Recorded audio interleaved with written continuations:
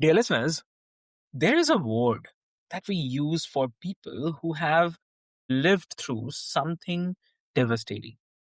We call them survivors. And the word carries real weight.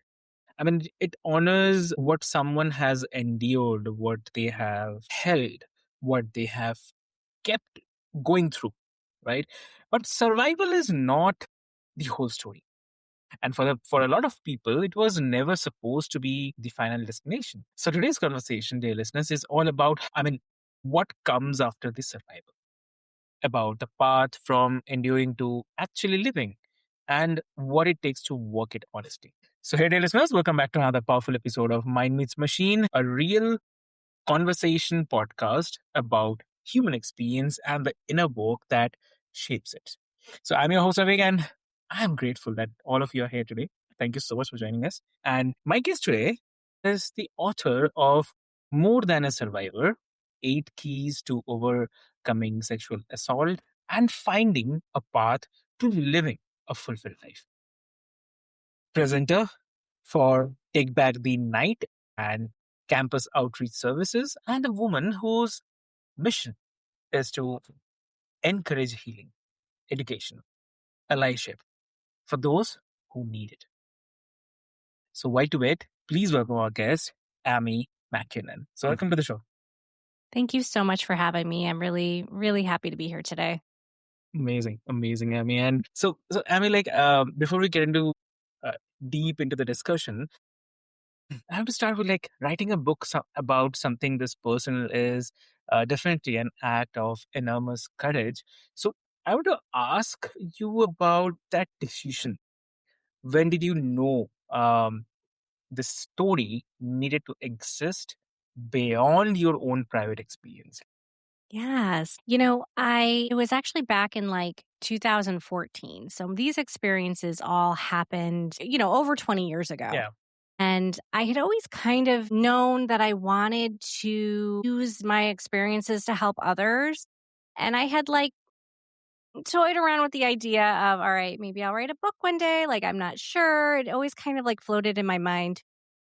But it was 2014 where I went on at the time it was a radio program. It was my dad's radio program. Okay. And we did an episode called "What Do You Do When Life Gets Broken?" And we talked about, as a family, my first experience with rape. And this was a live program. And there was a woman who called in from the Philippines. And she was so impacted in what I was saying. And she had her own experiences. I mean, man, this woman had gone through it. And she was so touched by my courage to talk about it. And it was after that experience that I was like, okay, I really do want to do something with this. And it still took me like until 2019, 2020 to actually start like getting serious about writing it. But that's when I decided that I was going to do it and started kind of playing around with the idea and getting organized. And then it wasn't until like 2020 when I like really sat down and was like, I'm doing this, I'm getting this out there. But that experience sticks out to me because that was a moment for me where I was able to talk to this person from another part of the world and connect with them and realize that my story has so much power. All of ours do, and we can help and impact others with them. I totally can understand. I mean, you made me remember my time only, like when I started just before COVID only. So before, after after the COVID. So before COVID, it was like I was very much motivated into like have. I'm into my background is into IT, and so I was more focused into like I have to doing this and doing. I have to go to office and do all these things and all. But suddenly, COVID changed everything, right? And then I realized, and I also get into the situation where I had to spend some serious situations during the COVID period. And from there, when I started about the mental health part, and it was sudden thing. Um, I was feeling alone, and I was thinking like if I'm feeling like this, there may be a lot of people also as well, right? So let's try to connect. just started. And from there, I also connected with one woman from Singapore, and we just had a call. I mean, she was also I mean, also she had some issues into the family. She was worried about her father. From there, we had a conversation. We are understood like how it feels like when you connect, when you share things, and you feel like when that person with whom you are conversing is actually understanding you, they're also feeling about it, right? So then you realize that yes, you are in the right direction. You should start. So when you made me realize or maybe remember that part, yeah, Yeah, exactly, that's great. So beautiful. exactly. So coming to your point, like I'd definitely love to also ask you about the misconception part, because the title of your book, it says that something very deliberate, like more than a survivor. That phrase definitely pushes back against something. So there's a misconception embedded in how we talk about healing from the sexual abuse. So maybe in how society frames the endpoint or recovery is supposed to look like. So what is the misconception that you most needed to challenge when you sat down to write this?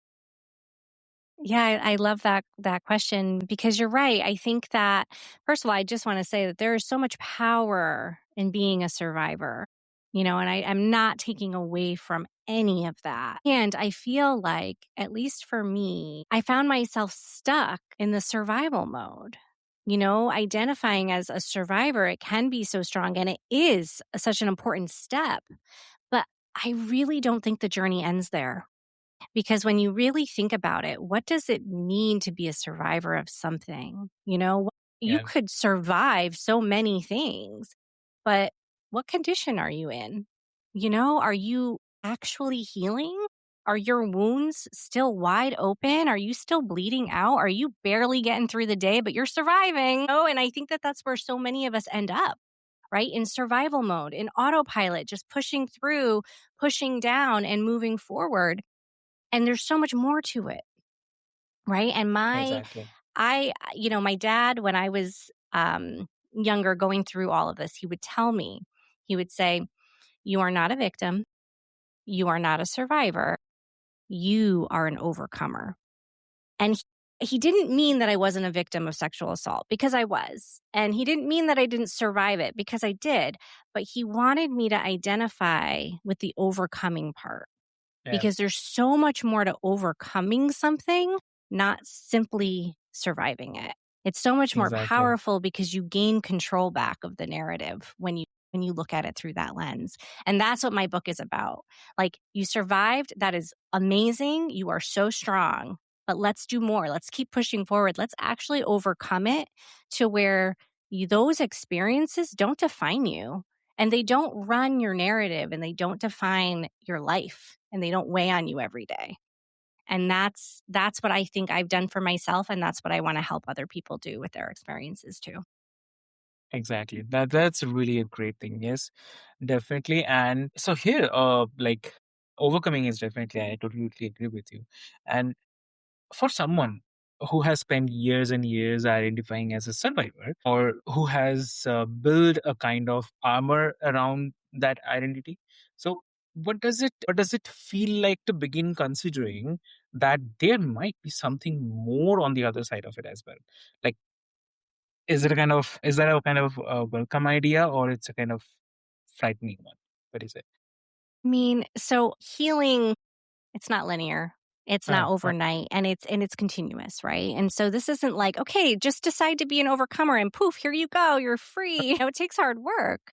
But I think the root of it is having healthy relationships with your experiences, realizing that healing doesn't make it go away.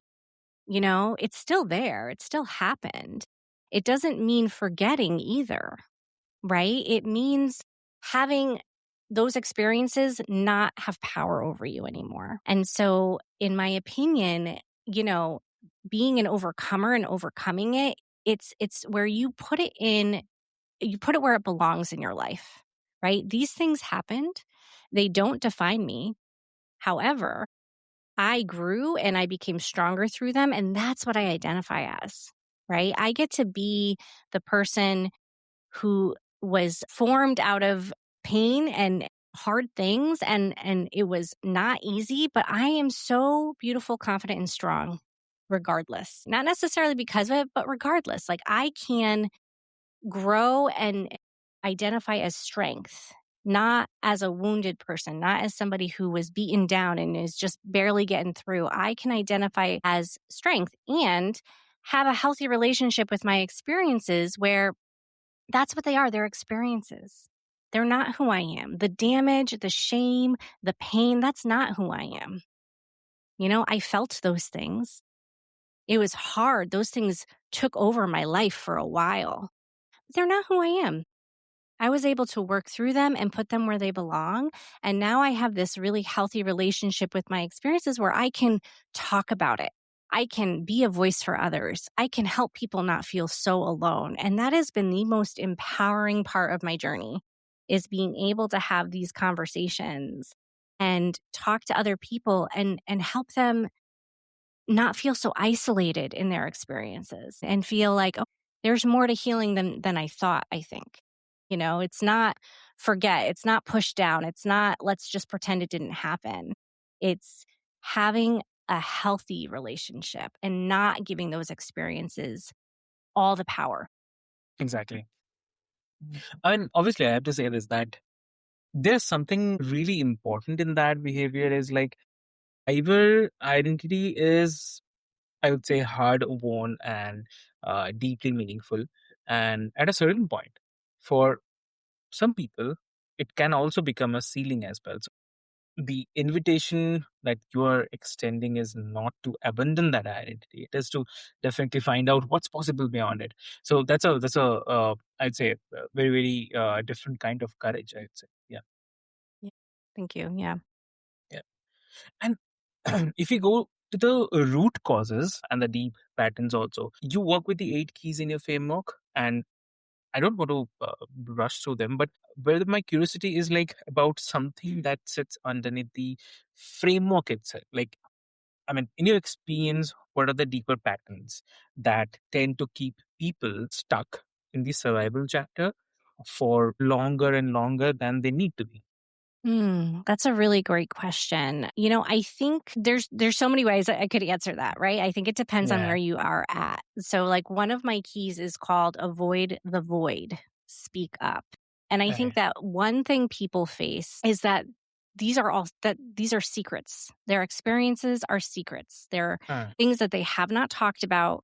They have not found support in, that they have pushed so far deep within themselves, and that they don't even realize that they're stuck.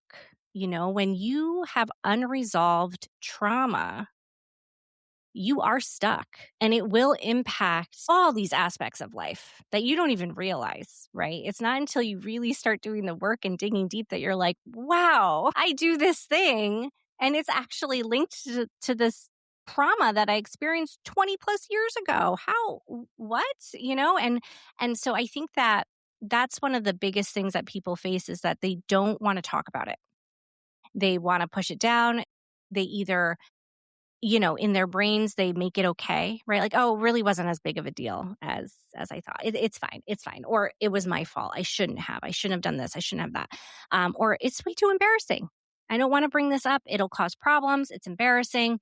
And so, one of the biggest things is speaking up, getting help, and saying it out loud, right? It's like exactly. the power of giving it language, the power of acknowledging that this thing that happened wasn't okay and it wasn't my fault, and I can give it language, and I deserve support, and I deserve to heal. And you know what? Healing is never too late. And if you're one of those people who, you know, whatever it is happened years and years or decades ago, it's still not too late. And I think, one of the biggest thing is unaddressed, you know, unspoken trauma leaves us so stuck and in these patterns of being and these ways of being that we don't even realize that we can even get out of. I think that's one of the biggest things that holds people back.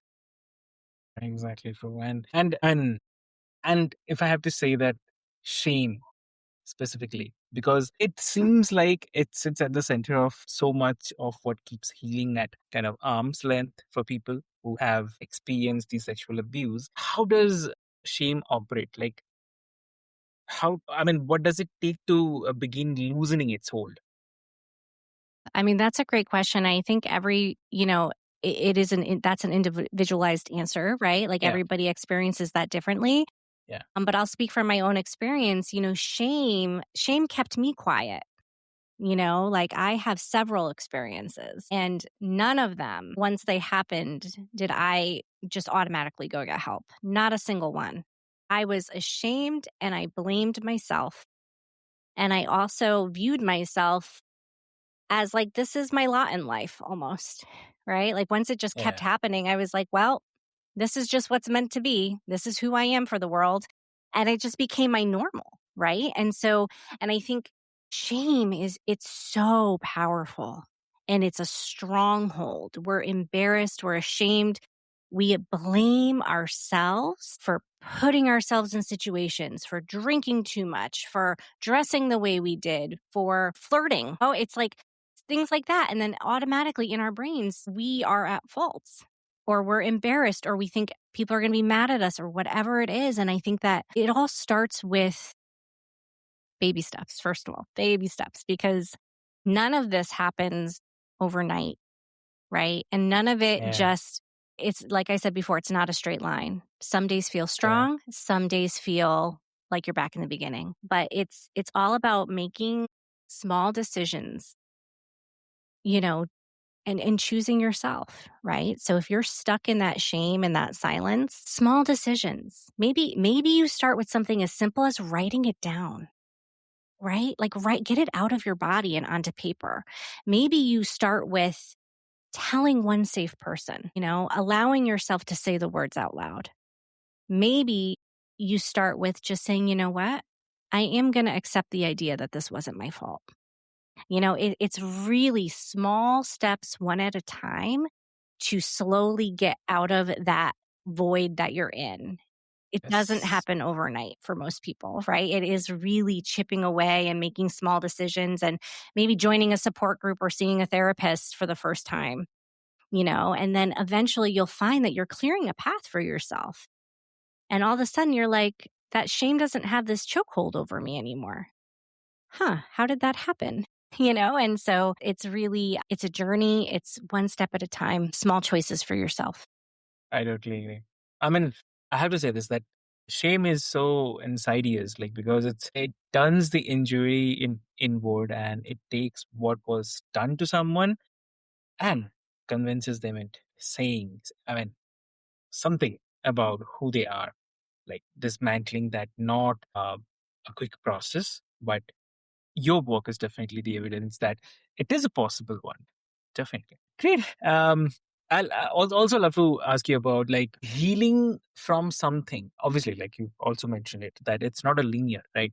And I imagine that there are moments when someone who has made real progress gets pulled back by a trigger, memory, you can say a season of the year also. So how do you help someone understand that being pulled back doesn't mean that they have lost everything what they have built? So what does it actually mean? Yeah. Yeah. I love that because that's so true. That is the reality. And like I said before, some days are strong, some seasons in life are strong, and then some are not. And I think that no matter how much healing you've done, there's always going to be something that Yeah, triggers, right? You're always going to have those moments or those days where you feel it. You're in it. exactly. You just have to spend time with it. Right? And that's how I'm a very visual person. So I like to paint a lot of very clear pictures of what I'm talking about. And so I'll touch on one of the keys because I talk about this. Um, and it's called putting things where they belong. Okay. And it's about envisioning your mind as a closet, right? And in your closet are all your experiences, all the things that happen in life, right? Yeah, yeah. And envisioning your trauma, your painful experiences, and all the ways you've interpreted yourself through those experiences as like a Huh. sweater, right? Okay. And that sweater is something that you're choosing, you put it on every day and it becomes like this comfort item, right? Yeah. Yeah. And so the goal is like you don't even realize you're putting it on anymore. You're just wearing it Huh. every day. You don't actually feel yourself without it.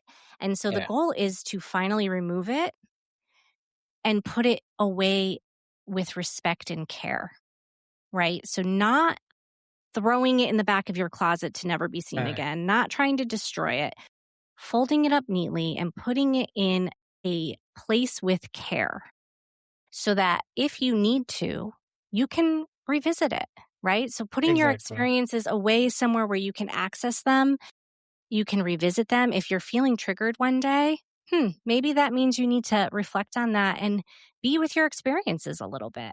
Take that box out of your closet and sort through the contents for a little bit. Feel what you True. feel those emotions. And then when you're done, you simply put it away again, right? So you're not putting it Exactly. back on and having that weight on your shoulders. You're Uh, simply spending time with your experiences, reflecting, doing what you need to do to take care of yourself through it, talking to somebody, and then putting it away again, right? Because there will always be triggers throughout life. Like I'm a exactly. parent of two now, and I find that parenting my children, they're getting older. My daughter is 10. It's like that that adolescence is coming, and I can feel it in my body like, okay, like she's almost at the age that I was when things started happening. And what I'm feeling something right now. I'm feeling the nerves. I'm feeling the tension come back because it triggered me. It triggers me sometimes to think about that. And that just means that I have to take a step back and I have to see what I need in that moment. I need to spend time with my experiences. I need to reflect. I need to center myself. I need to remind myself that this is not that moment and I have power and control over what I decide to do next. And then I just recenter myself. I put my experiences back where they belong and I continue to parent the way that I feel is best. And so I think that it's an important reminder to know that just because triggers happen does not mean you're behind in your healing. It does not mean that Yeah. you're doing a terrible job. I think that triggers will always happen and you'll find that you'll be able to respond to them in a stronger way the more you do this work. Exactly. And for the person who is very far from the beginning of this, who maybe experienced this years ago, decades ago, and has never really addressed it, is it ever too late to walk this path? No, it's never too late to heal. I really, really, truly believe that. I think that no matter where you are in your journey, whether it is fresh, if your experiences are brand new, or if they happened to you decades ago, you can still do this work. In fact, through my book and social media, I have this follower who read my book not too long ago, and his experiences happened back in the 70s. And he has found so much comfort and strength through these keys. And he's utilizing them to work through things that he hadn't worked through yet. And it just goes to show it's never too late. It's never too late to take back your life. And you know what? No matter Yeah, how old you are, you deserve it. You absolutely deserve to do that for yourself. exactly. And also, like, I want to ask, like, and this is for the person who is listening right now, or maybe they'll be listening, like, who has never told anyone that, who has been carrying this completely alone, maybe for years and years, maybe for most of their life, who doesn't know if healing is something they are allowed to want. So, what would you want them to know in this moment? I think I would want them to know that it really is, it's all about choices, small, sustainable choices. No matter who you are, you can do this. No matter how long ago, you can do this. And even if it means if you're stuck and you're like, I don't even know where to start with this. I don't even know who I would tell about this thing. Yeah, I don't have anyone in my life that I feel comfortable talking to about this, then just know that there still is support out there. Finding your support is such a huge piece of this, and it will look different for everyone, but it does exist for everyone. There are hotlines you can call, support groups you can join, even just reaching out to a school counselor or a coworker or a therapist, saying it out loud to someone is one choice, a choice that you can make. It's one step. And then you'll see what the next step is. It really Exactly. is about making small, sustainable choices in the right direction. And eventually you do clear that path and it becomes easier to go down that road. But it is attainable for everyone, and everyone certainly deserves it. So if you're feeling stuck and like you don't know where to go, call a hotline, go online and find a support group. Talk to somebody that you don't even have to look at, right? You can like call them and not even see their face and just say, here's what I'm dealing with. What do I Correct. do? And they'll give you a direction to go in. And I bet you that you'll feel a release. You'll feel a lightness happen when you take that one step. And then you'll take another step, like you're listening right now. What step will Exactly. you take next? So yeah, it's all about one small steps, small choices. So, dear listeners, if I could hold one sentence from everything Amy has offered us today, it would be like this: that survival was never the kind of destination, it was the door. And from the other side of it is a life that still belongs entirely to you. I mean, just think about it. I definitely think this is something which I'm taking it away. It's a takeaway for me. Also, would love to ask all of you, like, what do you think is the takeaway that you are taking it from this today's episode? So, I mean, like for anyone who's listening right now, maybe, and maybe they'll also listen later, who wants to find your book, follow your work, simply know that this kind of support exists. So, where they can find you and what is the best place? Yeah, great. So you can go to my website. It's amymckiernan.com. You can find my book on Amazon, Book Baby Bookshop, your local bookstore.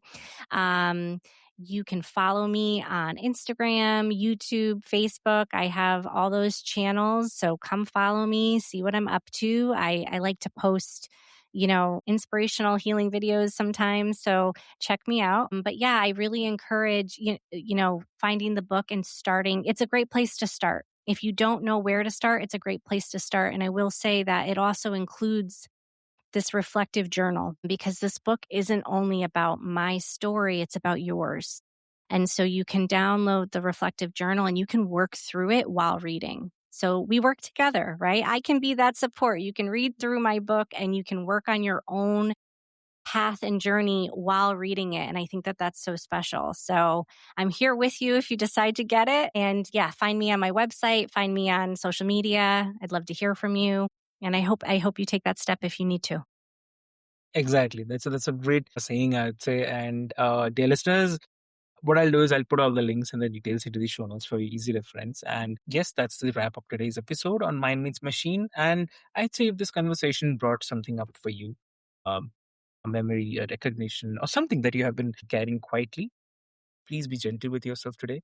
You don't have to have all figured it out at once. So you just have to be willing to take one step, right? So that is the main important part. And as I mentioned, yes, all the details of Amy's details and the book information will also be there in the show notes. And if someone in your life needs to hear this conversation, please pass it on to that person with care. I can say only this. So this is your host Avik, and this is My Meets Machine. You are more than what happened to you, and please take good care of yourself. And see you next time. Thank you so much. Thank you.